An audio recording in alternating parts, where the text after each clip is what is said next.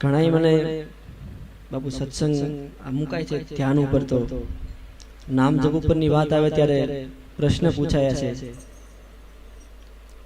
કે ભાઈ શ્વાસોશ્વાસનું સ્મરણ કેવી રીતે કરવું એમ. તો કે આપણે આમ નવરા બેઠા હોય બીજા કામમાં, અત્યારે નવરા નથી બેઠા, તમે સાંભળવા બેઠા અત્યારે તો, પણ આમ નવરા બેઠા હોય કે આમ તા સૂતા હોય કે કાંઈ પણ કામ કરતા હોય જેમાં નવરાયથી આપણું મગજ ફ્રી હોય, એ સમયે શ્વાસ આવે જાય છે. એમાં જે ગુરુએ નામ આપ્યું હોય, મંત્ર આપ્યો હોય, એનું ઉચ્ચારણ કર્યા કરવું, એટલે એ શ્વાસોશ્વાસનું ભજન છે એવું પ્રશ્ન પૂછાયો છે. તો કે અમને ઘણા એવું કહે છે કે તમે બેઠા હોય ત્યારે જે નામ આપ્યું હોય એ અંદર બોલ્યા કરો, એટલે એ શ્વાસોશ્વાસનું ભજન છે. અહીંયા સુખરામ બાપુ શ્વાસોશ્વાસના ભજનની વાત કરે છે, પણ એવી રીતે વાત નથી કરતા કે ભાઈ આલો કેમ કે ભાઈ આપણે બેઠા હોય તો રામ રામ રામ રામ રામ એમ નહીં. એવી પદ્ધતિની વાત સુખરામ બાપુ નથી કરતા રામને મળવા માટે. સમદમથી મનને વાળી જ્ઞાન રૂપી જળમાં ગાળી, સોઈ બ્રહ્મ સાધી લે એક તારા, એક તાર થઈને સોઈ બ્રહ્મ સાધી લે એક તારા, તો નિશ્ચય તારા હોય નિસ્તારા. એ કે તો કઈક આમાં સમજણનો માર્ગ પડે એવું છે. सूरत से सेल करी लेना, नूरत के नगर में रहना. શાસ્ત્રોમાં બે અર્થ છે. સુરત એટલે કે સાંભળવું, આમ સાંભળવું નહીં પણ આમ સમજવું, અને નૃત એટલે કે જોવું એમ. તો જ્યારે નામ જપ કરવા બેસીએ ત્યારે બાપુએ ઘણી વાર આપણને વાત કરી છે કે કેવી રીતનું હોય એમ. અંતમાં બાપુએ કીધું 21,600 અજંપા જવાબ શ્વાસો શ્વાસ તું સાધી લેજે. તો કે કેવી રીતે? તો બાપુએ આપણને ઘણી વખત વાત કરી છે કે ભાઈ 1 મિનિટમાં આપણે 15 શ્વાસા લઈએ. તો આ બાપુએ અહીંયા 24 કલાકના કીધા 21,600 શ્વાસા માણસ લે સામાન્ય શ્વાસ, એટલે 1 મિનિટમાં 15 શ્વાસા થાય. બરાબર, આપણે સામાન્ય શ્વાસ લઈએ અને છોડીએ એટલે 15 શ્વાસા થાય. તો નામનું ઉચ્ચારણ કરીને આપણે શ્વાસને ભર્યો અને 1 મિનિટ સુધી આપણે અટકાવી રાખ્યો. 1 મિનિટ સુધી. તો એક અને મિનિટ પૂરી થઈ પછી આપણે શ્વાસને બહાર કાઢ્યો, એટલે કે એક શ્વાસમાં આપણે 14 શ્વાસા ખાઈ ગયા. કુલ 15 હોય એમાંથી એક જ શ્વાસમાં આપણે 14 શ્વાસને ખાઈ ગયા. બરાબર, આપણે નથી કહેતા હા ખા ને ભાઈ, હા ખા એટલે એમ હા ને ખાઈ જાય, શ્વાસને ખાઈ જાય. તો હવે જે 14 શ્વાસા એક શ્વાસમાં ખવાઈ ગયા એટલે કે તમે 14 શ્વાસા લીધા નહીં. બરાબર, તો હવે એ જે 14 શ્વાસા રોકાયા છે એમાં પૂરેપૂરા અનુસંધાનથી, નામની સાથે કેવા અનુસંધાનથી? સમ અને દમથી મનને વાળે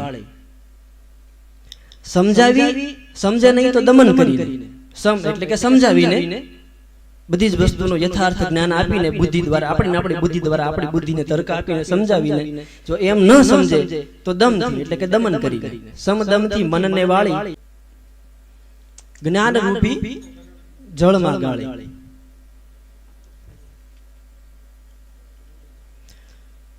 સોઈ બ્રહ્મ સાધી લે એક તારા. તો કે ઈ જે દમ, ઈ જે શ્વાસ આપણે જે ખાઈ ગયા છે એમાં તું બ્રહ્મને સાધી લે, એમાં તારા હોવાપણાની સાથે ઈ નામને પરફેક્ટ રીતે સાધી લે.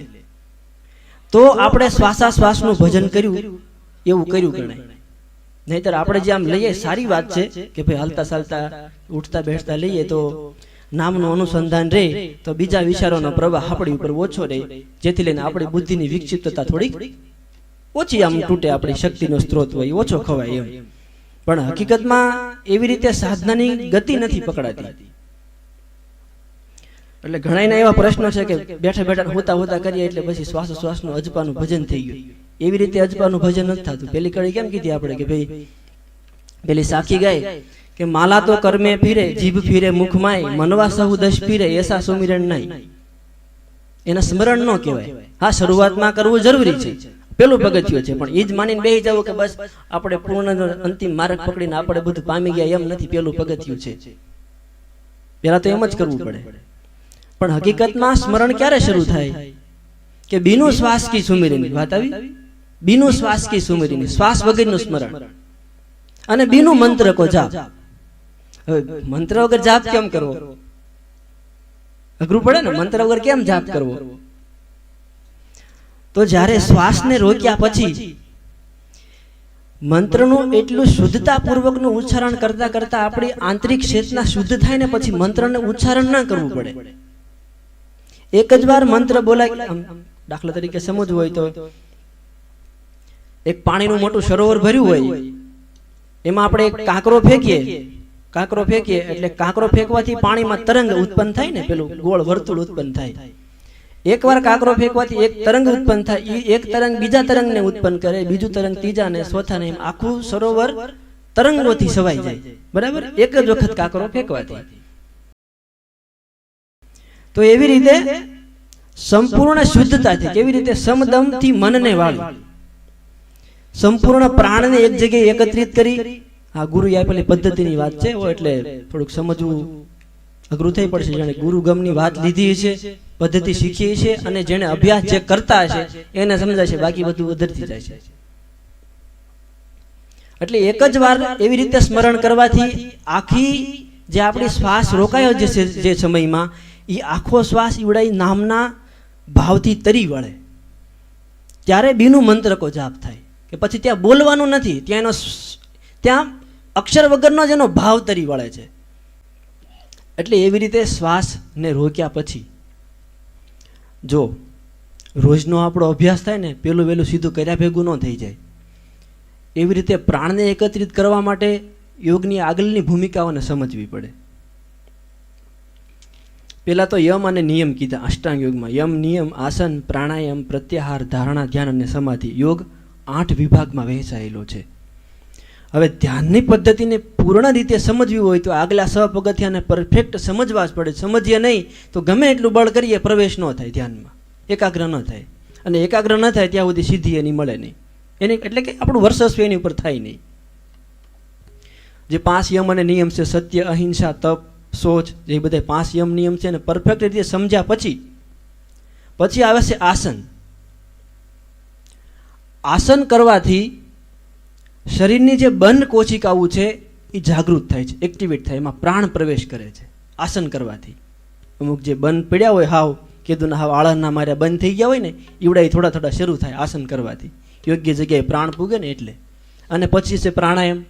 જે ગીતામાં કૃષ્ણ ભગવાને કીધું 6ઠા અધ્યાયમાં, પ્રાણાપાને ગતિ રુદ્ધ્વા પ્રાણાયામ પરાયણા, જે આખા 3-4 શ્લોકો છે એના, કે યોગી પ્રાણમાં અપાનને હોમે છે અને ક્યારેક સમાનમાં હોમે છે, એવી રીતની જે પદ્ધતિઓ બતાવી છે ગીતામાં, એવી રીતે.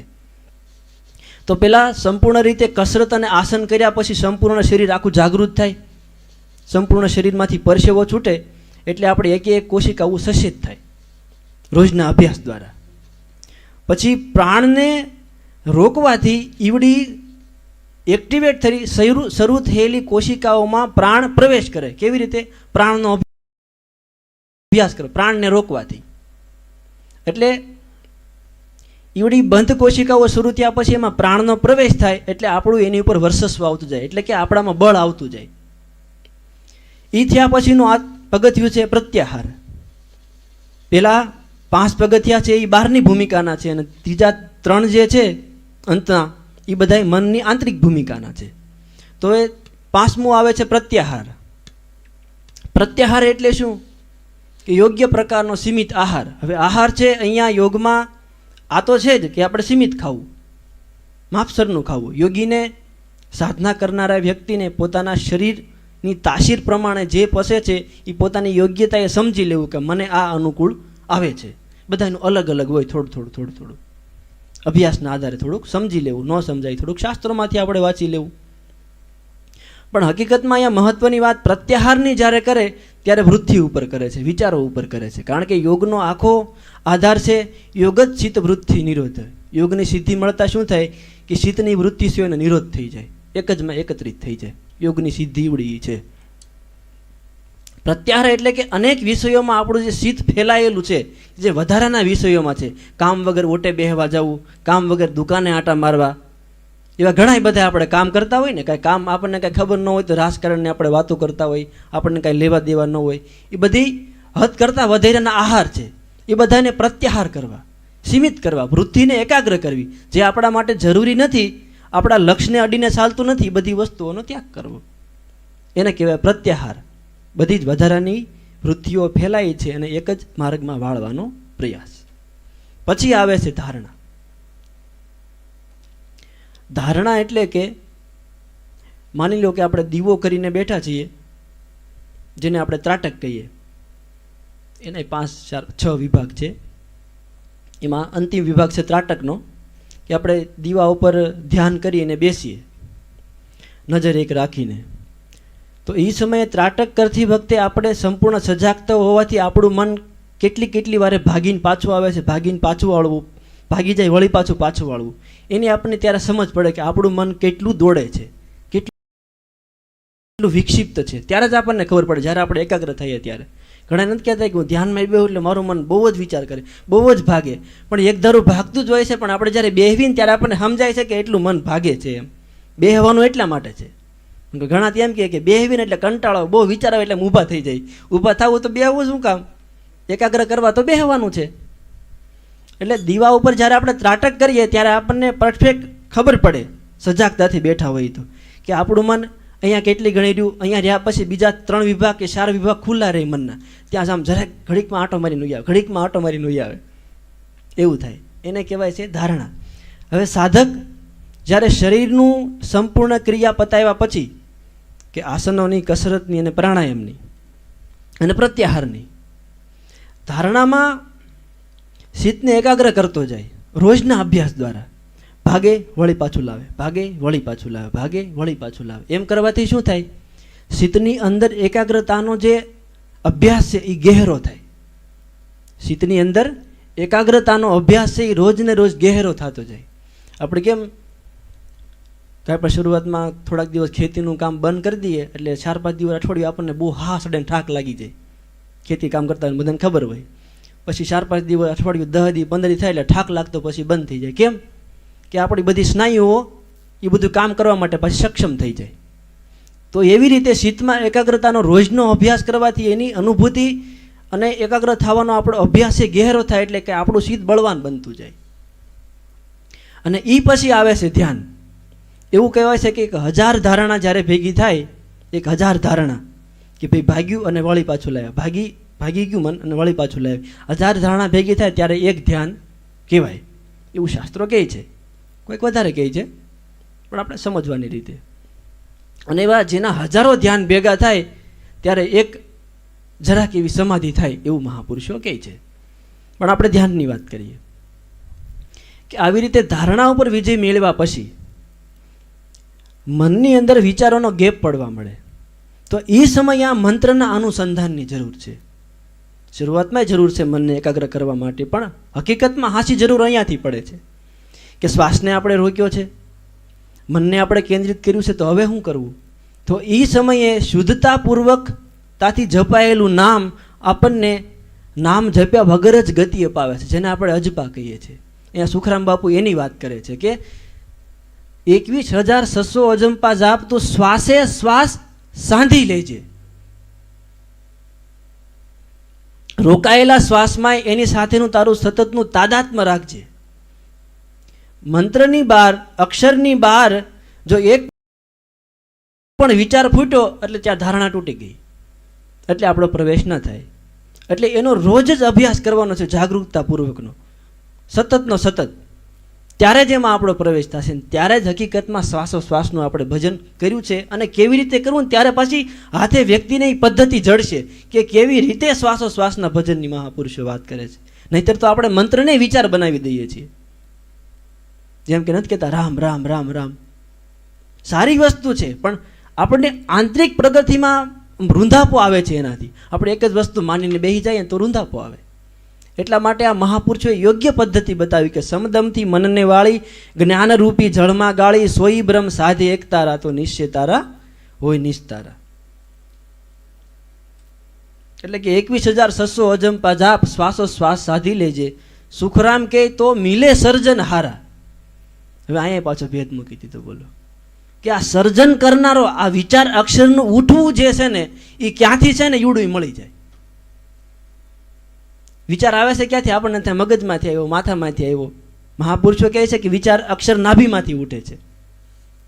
તો આનો જે સર્જનહાર છે એ આપણને ત્યારે મળી જાય. ક્યારે? શ્વાસોશ્વાસની પદ્ધતિને આપણે યોગ્ય રીતે અભ્યાસ દ્વારા સમજી જઈએ ત્યારે. સુખરામ કે મિલે સર્જનહારા કોણ? તો કે દશરથ કે લાલ દુલા.